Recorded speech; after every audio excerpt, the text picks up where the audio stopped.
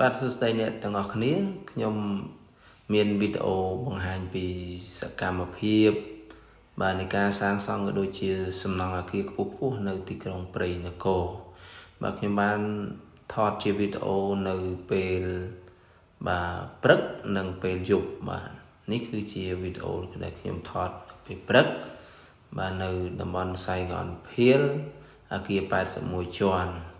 បាទចំណែកមួយផ្នែកទៀតគឺជារូបភាពដែលខ្ញុំថតពេលយប់ពេលដែលខ្ញុំជិះឡានក្រុងដើម្បីកំសាន្តមើលទីក្រុងគេហៅថា City Bus បាទមើលទេសភាពនៅទីក្រុងព្រៃនគរនាពេលរាត្រីបាទតាមមាត់ទន្លេឃើញថាអគារជាច្រើនមានអមទៅដោយភ្លើងបាទភ្លឺចិញ្ចែងចិញ្ចាចបាទនេះគឺបង្ហាញឲ្យឃើញថាសកម្មភាពនៃការសាងសង់ក៏ដូចជាកំណើននៃការវិនិយោគលើការសាងសង់បាទច្រើន